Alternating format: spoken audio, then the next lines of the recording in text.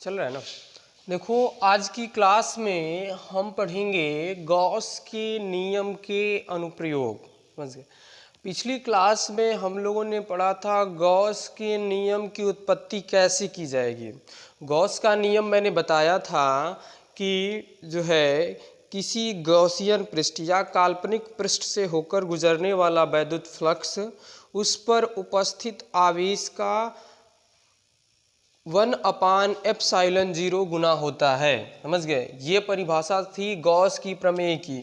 Gauss की प्रमेय क्या कहती है कि किसी काल्पनिक पृष्ठ से होकर गुजरने वाला वैद्युत फ्लक्स उस पर उपस्थित आवेश का 1/ε0 गुना होता है। यही गॉस की प्रमेय होती है।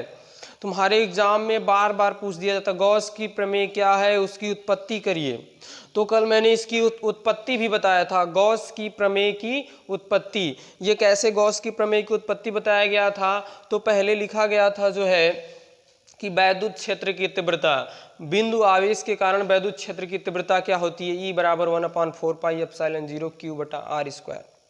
ये लिखा गया था। फिर वहाँ से वैद्युत फ्लक्स को निकाला गया था और घनकोण की परिभाषा से dA cos θ/r² को ओमेगा हम लिखे थे। ये तो कल की क्लास में था। अब आज की क्लास में देखो हम क्या देखेंगे, गॉस के नियम के अनुप्रयोग। जो गॉस ने बताया, गॉस ने क्या बताया कि किसी भी काल्पनिक पृष्ठ से होकर गुजरने वाला वैद्युत फ्लक्स आवेश का क्या होता है, 1/ε0 गुना होता है। तो उसी पर आधारित जो है गॉस के कुछ नियम के अनुप्रयोग है। और पहला इसका अनुप्रयोग है अनंत लंबाई के एक समान आवेशित सीधे तार के निकट वैद्युत क्षेत्र की तीव्रता।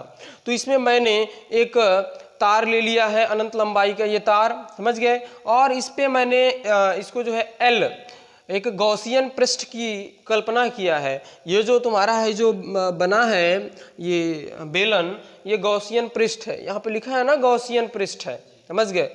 तो गॉसियन पृष्ठ की कल्पना किया है और इससे r दूरी पर जो तुम्हारा तार है उससे r दूरी पर हमें वैद्युत क्षेत्र की तीव्रता बतानी है। मान लो यहाँ पे या यहाँ पे वैद्युत क्षेत्र की तीव्रता बतानी है। अब जहाँ पे हमें वैद्युत क्षेत्र की तीव्रता बतानी है वहाँ पे मैंने एक छोटे से पृष्ठ की कल्पना किया है। अब गॉसियन पृष्ठ है तो पूरा बड़ा हमने कल्पना कर लिया, लेकिन यहाँ पे एक छोटे सा पृष्ठ लिया है जिसका क्षेत्रफल dA है और वैद्युत क्षेत्र की तीव्रता क्या है, E है।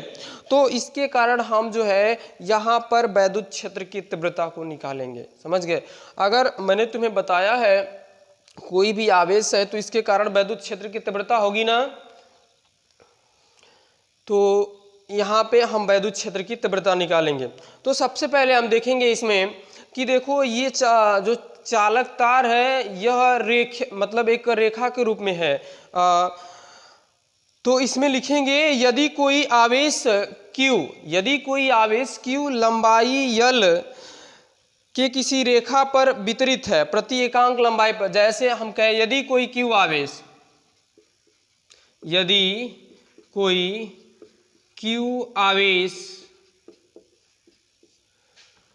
L लंबाई के तार पर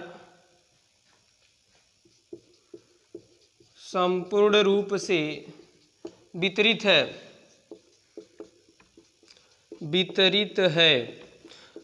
देखो ये जो Q आवेश है तार पर वितरित है, समझ गए। तो इसके आगे हम लिखेंगे कि वितरित हो तो प्रति एकांक लंबाई पर वितरित आवेश को प्रति एकांक लंबाई पर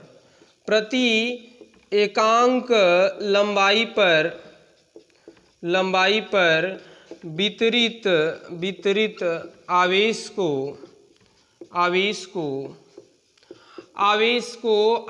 का रेखीय घनत्व कहते हैं। आवेश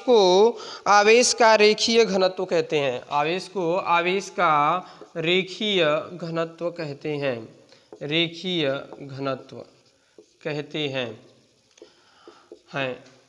और इसे लेम्डा से प्रदर्शित करते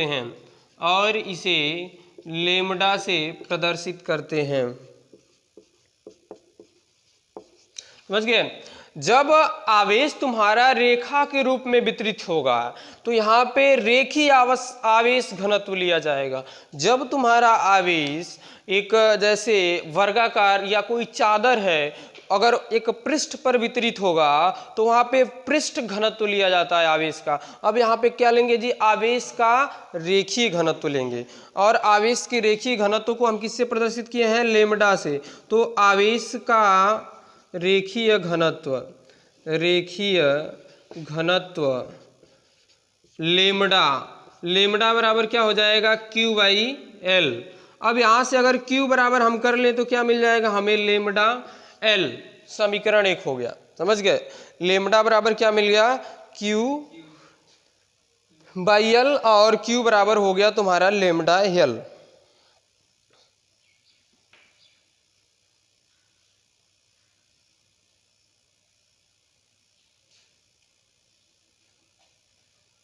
अब यहाँ पे हम लिखेंगे, एक लाइन तुम्हें ये मानना होता है तो तुम मान सकते हो कि मैंने माना एल लंबाई का तार है, गॉसियन पृष्ठ है, ये क्षेत्रफल डी है, ई है, सब कुछ फिगर में दिख रहा है।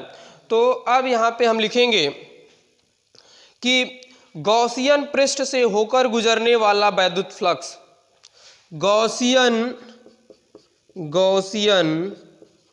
पृष्ठ से होकर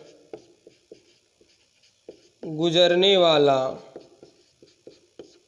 वैद्युत फ्लक्स। तो हमने जो है बताया है वैद्युत फ्लक्स की परिभाषा क्या होती है, फाई बराबर ई डॉट डी ए। वैद्युत फ्लक्स की परिभाषा यही बताया है ना, फाई बराबर ई डॉट डी ए। तो बस तुम्हें करना क्या है, फाई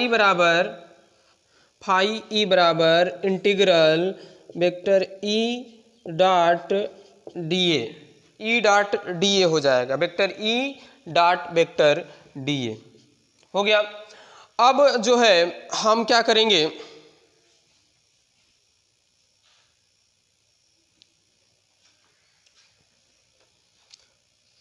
फाई ई बराबर ये ई डी ए।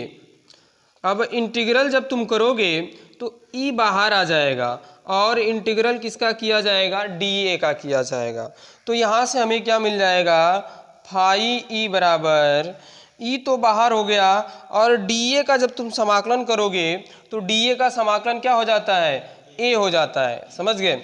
और देखो यहाँ पे फाई ई बराबर ई और ए क्षेत्रफल से है, समझ गए। ए क्या है, क्षेत्रफल है। तो किसका क्षेत्रफल रखोगे तुम, गॉसियन पृष्ठ का। और गॉसियन पृष्ठ कैसा है, बेलनाकार है। गॉसियन पृष्ठ कैसा है, बेलनाकार है। तो ई और ए का मान क्या रखोगे जी, 2 पाई आर एल, समझ गए। टू यहाँ पे कैसे, तो लिख देना बेलन का वक्र पृष्ठ, यहाँ पे रखा जाएगा बेलन का वक्र पृष्ठ बराबर होता है 2 पाई आर एच। तो एच यहाँ पे ऊंचाई क्या एल है तो एल रख देंगे, ई 2 पाई एल।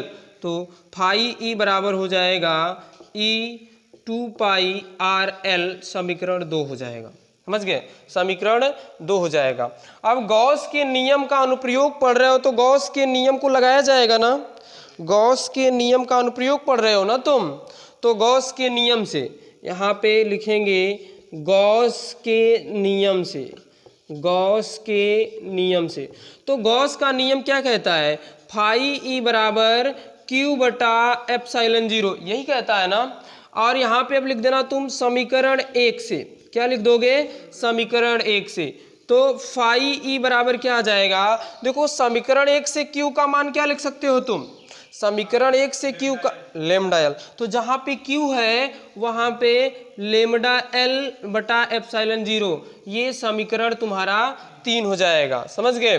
अब क्या करोगे तुम, इसके बाद मैं यहाँ पे लिख रहा हूँ तो लिख देना समीकरण 2 तथा समीकरण 3 से अब 2 और 3 को देखो तुम, 2 भी फाई का मान इतना है और 3 में भी फाई का मान इतना है, मतलब दोनों मान हमने वैद्युत फ्लक्स का ही निकाला है। समीकरण का रूल होता है कि यदि किसी समीकरण का दायां पक्ष बराबर है तो बायां पक्ष भी बराबर होगा। तो ये देखो इसका बायां पक्ष है, हमारा ये बायां हाथ है ना ये वाला, तो ये बायां पक्ष हो गया, ये दोनों बराबर है तो ये भी दोनों आपस में बराबर होंगे। तो क्या लिख लेंगे, ई 2 पाई आर एल बराबर क्या है, लेमडा एल बटा एप्सिलॉन 0।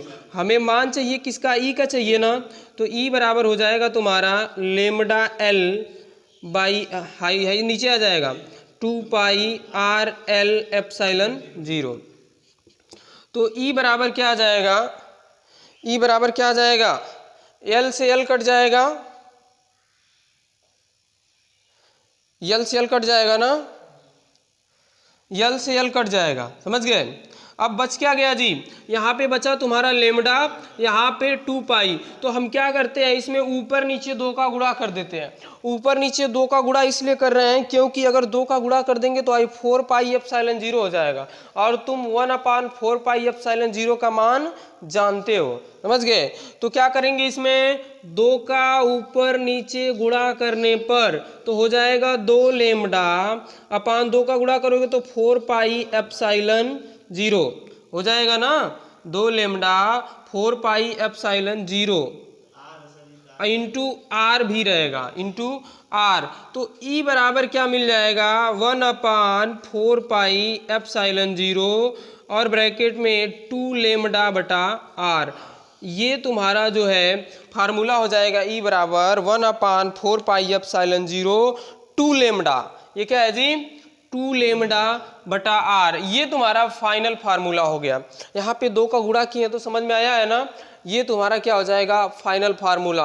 और ये तुम्हारा है गॉस के नियम का पहला अनुप्रयोग, ई बराबर निकल गया 1/4 pi epsilon 0 2 lambda upon R. इसके बाद इसका जो दूसरा अनुप्रयोग है उसको हम देखेंगे, समझ गए। तो दूसरा अनुप्रयोग अभी